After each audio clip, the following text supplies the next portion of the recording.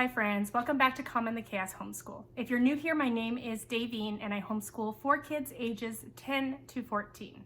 Today I'm going to be talking about how our school year has been going now that we're about halfway through the school year. So I'm just going to be talking about some subjects, not too in detail, but just a general overview of how things are going. And I'm going to be talking about how our lives are changing and what changes I need to make for this remaining half part of the year.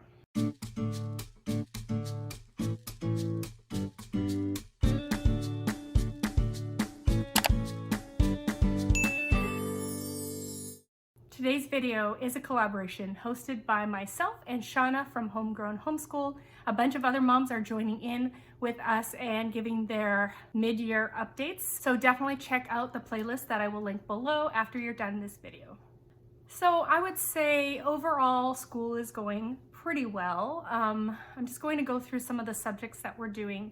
So for Bible, we are alternating between Who is God from Apologia and our Sonlight reading, kind of our Sonlight reading from Sonlight B. So from several years ago, we're still working on that.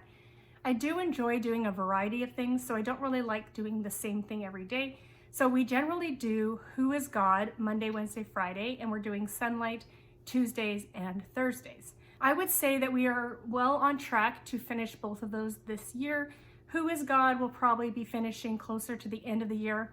Sonlight, maybe in about 12 weeks or so we'll be done that, and then we'll just add in a not consumed unit to fill in the gap until we're done the year. So Bible's been going well. After Bible, we usually do either Michael Clay Thompson or Chinese. So Michael Clay Thompson, we are doing the island level 1. That's level 1. And it's been going well. We are on Sentence Island, which is the second book after Grammar Island. And we just kind of started that right after Christmas, so we just started that, but that's been going well. It's very much a literature approach to talk about language and sentences and teaching like the subjects and the predicates and things like that. So we just enjoy doing that together as a family. It's a review for my girls and it's kind of starting to introduce it to my boys. On the days we don't do Michael Clay Thompson, we've been doing Chinese, which I kind of put a few workbooks and textbooks and things that I had together. And if you're interested in seeing how I kind of developed that curriculum or used what I had to create sort of a loop to go through, I will put the video of that in the description box below. It just talks about how you use resources that you have to create sort of a loop so you don't have to totally plan every single time you get to that subject. I will say that we are probably only on about unit 4 or 5 of my Chinese, and we probably have maybe 15 units. So we definitely have plenty to finish the year with, and we'll probably be continuing it in the new year. My middle daughter, who is 11, she's been taking Chinese for a while. She also has a tutor who she meets with once a week. I think that next year she's going to be ready to do her first language. So for high school, her first Chinese language credit. So I'm sort of working towards that and trying to get a good foundation for her, and so that she can take it more seriously next year. Overall, our morning basket is going well. I can't really think of anything that we don't enjoy. Everything's going well there. We just rotate through. We are rotating through it a little slower than I would like. It usually probably takes about 2 weeks to get through the whole loop. So maybe I have too many things in there, but so far, morning basket is going well. For our science, we are using Guest Hollow's Junior Anatomy, and that is going a little quicker than I expected, just based on the books that we have. So I'm kind of happy about that, because if you've seen my planning videos, you will see that I way overplan. I plan too many lessons for the school year, probably by almost double. So there's a lot of stuff that I'm not going to finish, and I probably still won't finish science, but we should be pretty far into science, maybe 3/4 of the way through the science. So for me, that's a really good sign. So science we're going through pretty quickly. So that's good to have, because I have a lot of geography and history to go through this year as well. So let's talk history. As far as history goes, for most of the year, I have been doing Beautiful Feet. I do have Bookshark, and my kids do read the literature books from Bookshark, and we do enjoy that. But my kids actually read through that pretty quickly, and I'm always having to supplement other books. But as far as our main core curriculum for history, we are enjoying Beautiful Feet. It's a primary version of early American history, And while I'm remembering this, I will link everything that I mentioned below in the description box if you want to look at anything further. But we have been enjoying the Beautiful Feet history, and that is generally what we do for the most part. Once in a while, we'll go and do something from Bookshark, but for us this year, we are just following Beautiful Feet's guide to cover early American history. Now, when it comes to geography, we are using Guest Hollow's high school countries and cultures curriculum, and we are really enjoying that. So I'm using this with my 4 kids who none of them are in high school. However, I have plans on doing part 2 of this next year as part of my girls' first high school credit for world geography. But we are enjoying it so far. We are going pretty slow on this because there is a lot. It is a high school course.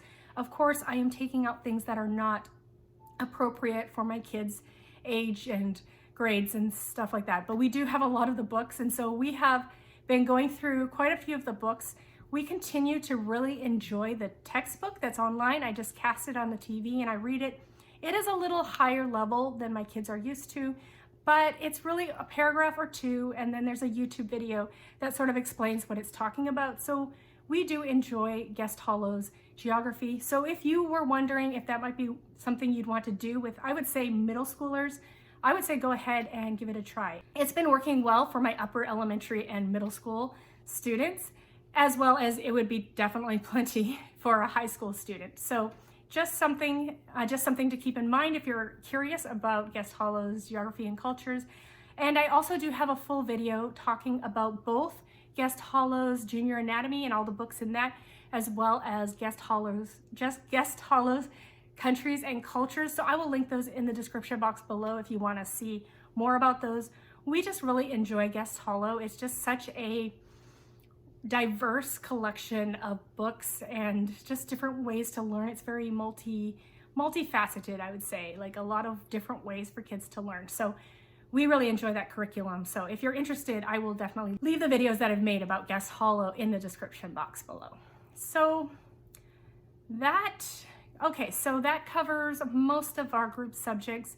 One thing that I haven't started yet that I was planning on doing and continue to plan to do is Beautiful Feet's geography. It's now called the Hollings geography, and it is more of a US based geography. So it goes through some of Hollings books and talks about different aspects of geography in the United States. It does not cover every state, but it covers quite a few of them, maybe 30-ish, 36 of the 50 states. So we are going to be doing that. Right now we are in Guest Hollow, and we have completed like the general map things about maps in general. We did Antarctica, and we're just getting to North America. So we're going to be learning about the United States, Canada, and Mexico. And after we've done those, I think I'm going to go over and do the Beautiful Feet's Hollings geography, just to solidify and so that we learn all the states and where they are and just a bit more about the states. So that's my plan. And then once I'm done that, I will hop back into Guest Hollow's geography. So geography is something I have a lot of, considering it is a high school level, as well as I have 2 curriculums for geography. So I'm not sure how far I'll get, but I really hope we can at least get through North America and then the Beautiful Feet geography this year, and then we'll save the rest for next year. So I recently made a video called Financial Struggles of a Homeschool Family, and I talked about how our finances are getting a little bit more, let's say, tight. I used to have a business that made money and I could bring home money from it, but I really have had to stop taking money out of that business because I just have not been able to put the focus that I need onto my business to create that profit because of homeschooling. And it is very distracting to be homeschooling. So I talked about how I plan on cutting out about $600 out of our monthly spending, but that is still not enough. It is really like crazy, I think, with inflation. And I think we just got comfortable and started spending too much. So we have a lot to cut, as well as we really did rely on that income that I was bringing home. So I needed to come up with a plan to kind of make up the difference. And I'm actually going to be making a video about what I am doing more specifically to make up that difference.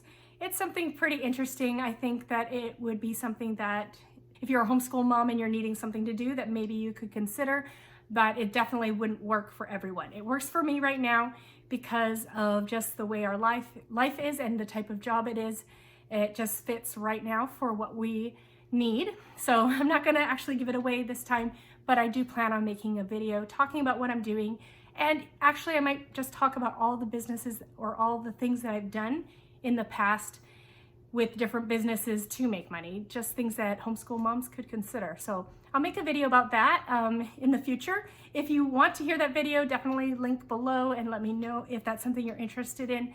So based on that, I have added about 20 hours a week that I am doing work outside of the home, which causes me to be a little more tired. I wouldn't say what I'm doing is physically demanding. It's not overly stressful, it's not overly taxing, but I think just adding 20 hours a week where I'm having to do something has caused me to be more tired. And so I do have less time to do a lot of the things that I was doing. I do feel like I really do need to cut back a little bit on the homeschooling. I've been pretty, I love homeschooling and I love curriculum and I love teaching my kids and I love just adding things. And I think we have a good balance for my life in the past half of the year, but I don't think we have a good balance for going into the future with me adding 20 hours a week to my schedule. So I haven't done this yet, but I really do need to go and look at my children's curriculum and see what we can take out for now. I don't feel like if I take anything out, they will be not getting enough. Like I said, we do a lot right now. I feel like we do a lot. So I think it'll be fine. They'll just have more time to explore their interests. And I just need to prioritize what they need to be doing and therefore what I need to be doing, what I need to be marking, what I need to be overseeing at this point. So that's something that like I said, I haven't really decided what I need to cut out at this point, but I feel like I need to do that. So I'm considering what I need to do. I need to sit down and just spend a few minutes looking at each of my kids' curriculum and seeing what we can delay, postpone, take out. What do they actually really need, and what is something that I can cut out for now. So all that to say, I almost forgot to include this. I may be slowing down a bit on these videos. I do love sharing with you guys. I love the community that we're building here. I love getting on here and having chats with you and just letting you know how things are going. I love hearing from you in the comments and all of that. However, like I said, adding 20 hours to my day of work is a bit tiring. I wouldn't say it reduces my time that I can record, but it really does decrease my energy. And so I do want to continue to make sure that I get up one video a week at least. I have been putting up 2 videos a week for about a year, over a year, with a few breaks here and there, usually December. This December, you might have noticed I only did 1 a week, but I was planning on going back to 2, but really with our current circumstances, 1 a week is probably going to be what I can manage for the most part. There might be exceptions. I might get inspired and just have a little more energy to put out some more videos. And I do have videos that I have already planned that I definitely will do. There's collaborations that are coming up that I will continue to do. So I'm not going anywhere. I'm just saying that I might be on here a little less often. I do appreciate your support and that you come and you watch my videos. It means a lot to me. So thank you all for being here, and thank you for understanding that we're just in a new season of life right now. So that's sort of where I'm at here at the mid-year point. Our homeschool has gone pretty much how I planned, I would say. Things have gone pretty well. I did over-plan, especially with group subjects, but I knew that going into this. So I'll be curious to see how much I actually do end up with at the end. I have too much for my kids to do based on my current life situation, so I need to cut back there. But overall, it's been going well, and yeah, sometimes we just need to make changes in our homeschool based on the circumstances that we're in, and so that's just where we're at right now. Yeah, so I would love to hear how your homeschool's been going this past half a year so far, how you're feeling now that you're halfway through your school year. Have things gone how you expected? Have things changed? Have you had to change what you're doing a lot, or have you been able to stick pretty much to the plan that you started with? I would love to hear how everything's going for you guys. And thank you so much for coming today. Don't forget to check the playlist below to see what all the other moms are talking about when they talk about their mid-year reflections on homeschooling. And yes, thanks for coming, and I hope to see you in my next video. Goodbye, everyone.